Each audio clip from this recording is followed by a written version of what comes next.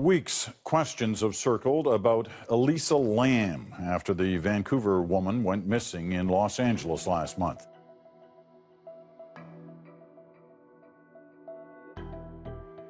Number 10, Easter Sunday heist. We are also following developing news involving a money mystery in the San Fernando Valley. Authorities are trying to track down the thieves who stole tens of millions of dollars in cash from a business on Easter Sunday. KTLA 5's Karina Winter live in Sylmar with more on how all this went down. It's not the fact that $30 million went missing. It's how it happened that'll keep you up at night. On Easter Sunday 2024, a crew of still unidentified thieves broke into a high-security cash storage facility in Sylmar, California, and pulled off what's now considered one of the largest cash heists in Los Angeles history. It's unconfirmed, but this may have been the area those thieves actually walked through to get onto the property. It's a lot more remote here. It's actually right up next to a mobile home park. And take a look off into the distance. That's the hole that they entered through. A short time ago, we saw workers out here patching that spot. The kicker? No alarms were triggered, no guards were harmed, and no trace was left behind. In the days leading up to the job, authorities had responded to a series of false alarms at the site, likely staged to dull their vigilance. Despite weeks of investigation, there have been no arrests, no leads, and no publicly named suspects. It's not just unsolved, it's clean.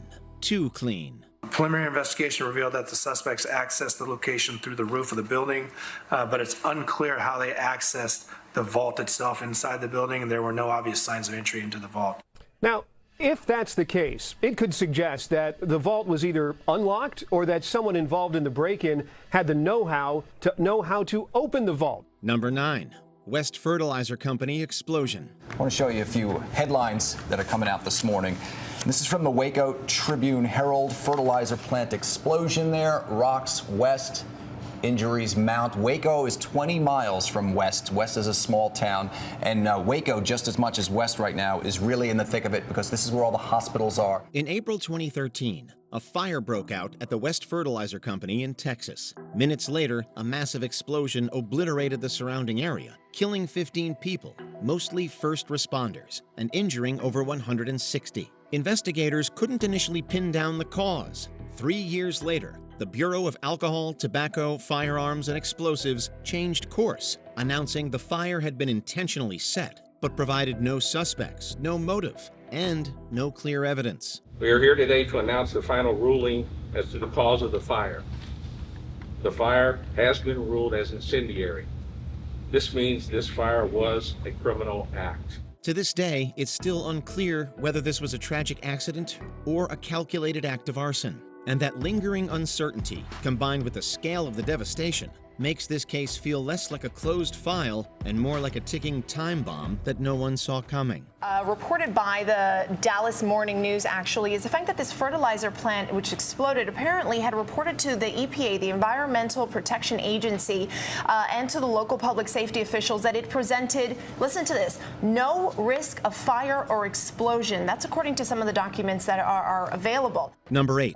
Disappearance of Ben McDaniel. When we look at the things that have killed cave divers in the past, or divers in caves, I should say, in the past, the number one leading cause of fatalities is lack of training, or going beyond someone's level of training and experience. He entered the dark heart of an underwater cave and simply vanished. On August 18, 2010, 30-year-old Ben McDaniel dove into the Vortex Spring Cave system in Florida, a notoriously treacherous cavern sealed behind a gate that only certified cave divers may pass. Then, he never came back. What followed was a full-scale search, yet no trace of Ben was ever found.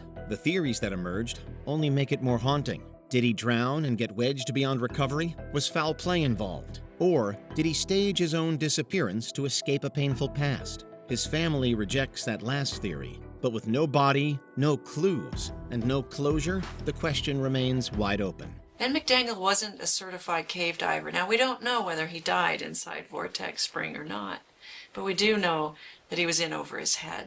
Number 7, Ezra Miller's farm. I claim my 9th Amendment rights to not be unlawfully persecuted for a crime of no designation.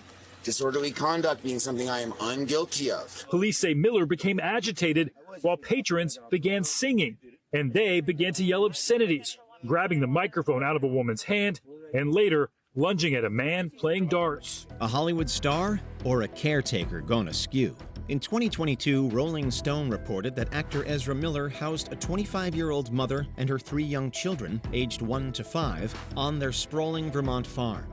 Inside, sources say, assault rifles, handguns, and loose bullets lay scattered, and most disturbingly of all, easily accessible to the children. Separately, and later that spring, Miller was arrested for second-degree assault, refusing to leave a party when asked, throwing a chair and striking a woman on the head, according to police, who say that investigation is still active. The mother called the farm a healing haven away from her abusive ex, but authorities were not convinced. Vermont's Department for Children and Families and state police tried and failed to serve an emergency order removing the kids. Miller claimed the family had left months earlier, a statement contradicted by the mother's social media posts. Was it a misguided rescue or something deeply suspect? Actor Ezra Miller has pleaded guilty after being accused of breaking into a Vermont home and stealing alcohol last year. The Justice League star agreed to a $500 fine and probation conditions that'll include mental health treatment. Number 6. Lars Mittank's final destination. Wo ist Lars Mittank? Der mittlerweile 30-Jährige ist seit dem 8. Juli 2014 verschwunden. Seine Familie und Freunde haben die Suche nie aufgegeben. Besonders Mama Sandra kämpft jeden Tag darum, endlich eine Spur von ihrem Sohn zu bekommen. Wir vermissen ihn sehr. A vacation turned nightmare, captured in chilling security footage. In July 2014, 28-year-old German tourist Lars Mittank vanished without a trace from Varna Airport in Bulgaria. What began as a routine holiday spiraled into one of Europe's most perplexing disappearances. Auf dem Weg vom McDonald's zum Hotel wurde er von mindestens zwei Leuten angegriffen und aufs Ohr geschlagen, wo er dann einen Trommelfellriss erlitt, der später bei einem Allgemeinarzt am Montag festgestellt wurde, worauf er dann Flugverbot erhielt und eine Einweisung ins Krankenhaus. After a bar altercation led to a ruptured eardrum, Mittank's behavior became increasingly erratic, despite no documented history of mental illness. He called his mother, whispering that people were trying to harm him and that she should cancel his credit cards. In diesem Hotel hat er mich dann in der Nacht angerufen, hat mir die Situation erklärt und hat dann aber gesagt, dass er Verdacht hat, dass da irgendwas mit der Kreditkarte nicht in Ordnung war, dass sie irgendwas mit der Kreditkarte gemacht haben und ich sollte ihm seine Kreditkarte sperren. Und auch die Behausung kam Lars nicht ganz koscher vor und er verließ in der Nacht noch das Hotel. Surveillance footage shows him fleeing the airport in a panic, leaving behind his belongings and running into a nearby forest, his last known whereabouts. Despite extensive searches and numerous theories, Mittank remains missing. His fate an unsettling mystery. Ich möchte mit diesem Video bezwecken, dass ganz, ganz viele Leute sich das zu Herzen nehmen, sich umschauen, mit offenen Augen, mit wachen Augen durch die Gegend laufen und vielleicht schauen, ob das mein Sohn sein könnte. Dass sich viele Leute dafür interessieren. Es könnte auch ja von Ihnen selber, wenn es der eigene Sohn oder jemand, einen geliebten Menschen wäre. Number 5. Death of Elisa Lam. She hasn't been heard from for a week, something her family says is unlike the UBC student. 21-year-old Elisa Lam never checked out of her LA hotel, and she was traveling alone. Today, the police called on the public for help. The CBC's Lindsay Duncombe has more from Los Angeles. In February 2013, 21-year-old Canadian blogger Elisa Lam, a student at the University of British Columbia, was found in a rooftop water tank at Los Angeles' Cecil Hotel. Her disappearance was preceded by unsettling elevator footage showing her behaving strangely, raising questions about her state of mind. This is what it looks like at the Cecil Hotel in LA. You can see officials surrounding a water tank. This morning, someone complained about the water pressure at the hotel. When a worker went to investigate, he found the body inside. Despite extensive investigations, no signs of foul play were found, and her death was ruled an accidental drowning, attributed to Lam's bipolar disorder. However, what remains particularly eerie is the absence of her phone. It was never recovered, neither with her body nor among her belongings. The unexplained disappearance of the device adds a layer of mystery to an already tragic case. The investigators have to be flummoxed at this because if it is foul play, Why did she act so odd? The last footage of her in the hotel elevator is perplexing. Why did she press all the buttons? Was she talking to someone? Was she trying to hide? Number 4. What happened to the Jamisons? Our first case is that of actually an entire missing family. This has baffled authorities in Oklahoma, where Madison Jamison was last seen nearly 4 months ago. She was with her parents on October 8th when they all left their home in Eufaula. No one has seen any of them since, but the truck they were driving was found 30 miles away 2 weeks later in a very rural area. In 2014, the Oklahoma medical examiner positively identified the skeletal remains found the previous year as those of Bobby, Sherilyn, and their young daughter Madison Jamison, closing a chapter but opening a haunting mystery. Their story began in 2009 when the family vanished from their remote Oklahoma home. Days later, their abandoned truck was discovered, locked, miles away, with their dog inside, and their wallets, phones, and an unexplained $32,000 in cash left behind. Do authorities believe that the family abandoned the car, though, intentionally? No, that's part of what makes this whole event so puzzling. Obviously, they wouldn't have left the dog in the car if they had planned to be away from the car for very long, and they had also left a number of personal belongings in the car in plain view, which, since it's in such a remote area, there was no reason to be concerned about theft. Security footage captured the parents packing their belongings in a trance-like state, adding a surreal edge to their disappearance. The eerie gaps in their timeline and the strange circumstances continue to baffle investigators, leading to outlandish theories that ranged from familial disputes to demonic possession. It's been so hard being able to sleep at night. For the last 4 years, Starlet Jamison has worried and wondered. Bobby was one of these people that was always helping people. Her son Bobby Jamison has been missing, along with his wife Sherilyn and their 6-year-old daughter, Madison. Number 3. Barry and Honey Sherman's fate. Both Honey and Barry Sherman were in fact targeted. But targeted by whom? He had a long list of business enemies. He said, "They're out to get me.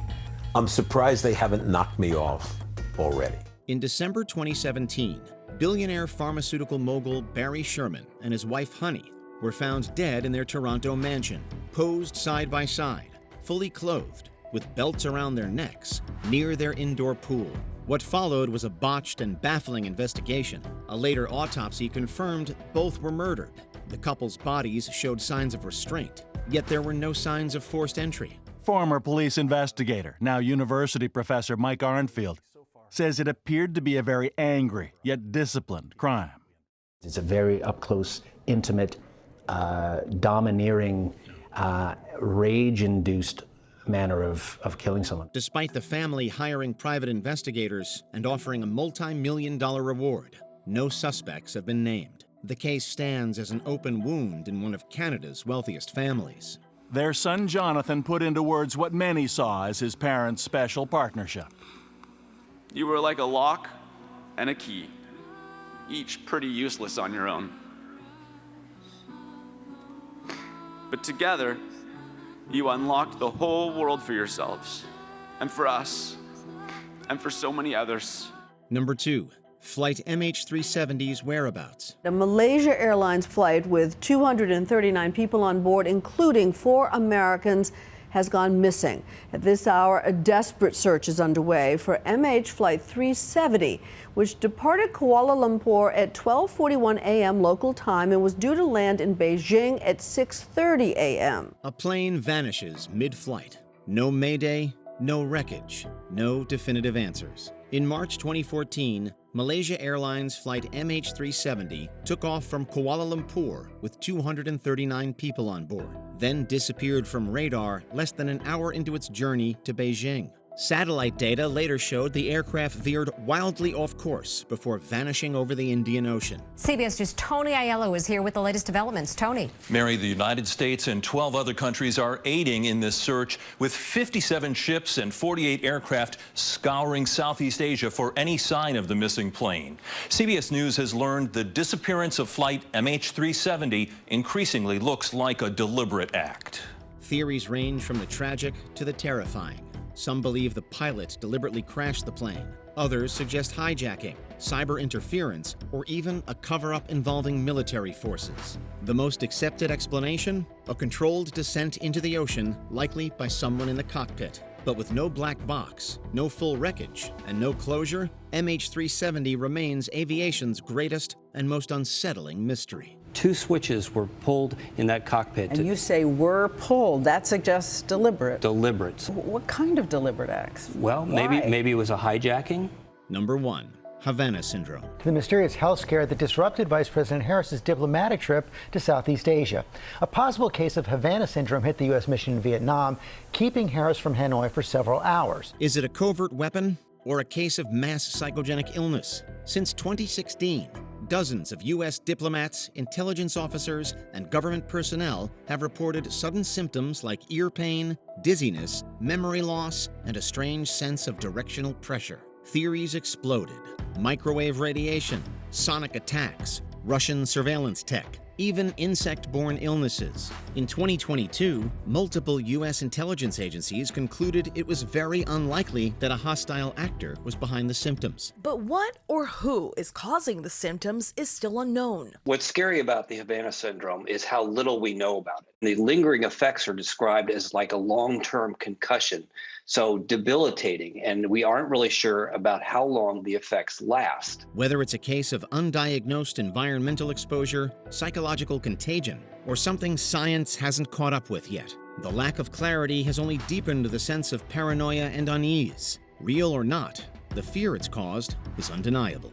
Several U.S. diplomats are expressing frustration with the Biden administration's response to issues surrounding a mysterious illness known as Havana syndrome. They sent a letter to the State Department saying people who suffer from the sickness are simply not getting the care they need. Which mystery on our list creeped you out the most? Be sure to let us know in the comments below. If that plane was in fact traveling for hours from here, would some of the search be shifting in that direction, maybe even scouring the land? That, Diane, is a very big question.